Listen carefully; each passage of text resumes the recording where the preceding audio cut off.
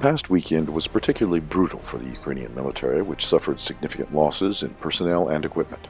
On June 27th, Russian forces destroyed 2 Ukrainian Air Force MiG-29 fighter jets at the Voznesiensk airfield in the Mykolaiv region. One aircraft was parked in front of a reinforced concrete shelter and was fully loaded with air-delivered munitions.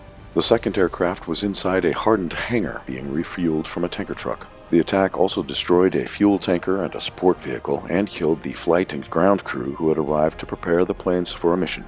Separately, Ukrainian forces acknowledged the loss of another MiG-29, which was downed in the Poltava region overnight on Saturday. The pilot reportedly ejected. On the ground, fighting across the front lines remains intense. In the Dnipropetrovsk region, the operational situation for Ukrainian forces continues to deteriorate daily. On June 28th, forward units of the Russian East Force seized control of the village of Paysancy. This development has brought the encirclement of Pokrovsk, a significant regional hub, into sharp relief. Russian troops may have already begun infiltrating the urban outskirts from Dnipropetrovsk, where their forward positions press almost directly against the city's edge. As the fall of Seversk demonstrated, if so, the city's defenses could collapse within days. In the Zaporozhye region, the front line is becoming fluid again. On June 28th, the Russian 38th Brigade took control of the village of Novosivilovka. It is likely that the Russian command will now focus its efforts on advancing towards the villages of Igorivka and Amelnik. If that advance succeeds, the situation in Orikhiv will deteriorate sharply.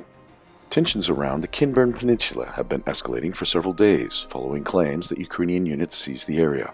In reality, the episode amounted to little more than an information operation involving a few flags dropped by drones. Nevertheless, the Ukrainian command's focus on this sector is not without strategic logic.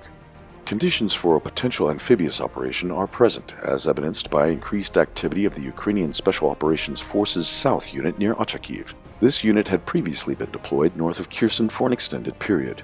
Drone activity of various types in the area has also remained elevated since mid-spring. The Russian command opted to get ahead of the threat and strike first. Guran-2 drones operating in autonomous homing mode hit Ukraine's southern Special Operations Center training camp in the Prybysk settlement in Mykolaiv region. A series of precision strikes targeted personnel assembly points and storage facilities housing specialized watercraft, including rigid inflatable boats and unmanned surface vessels. The probability of follow-on strikes against similar Ukrainian Special Operations assets remains high.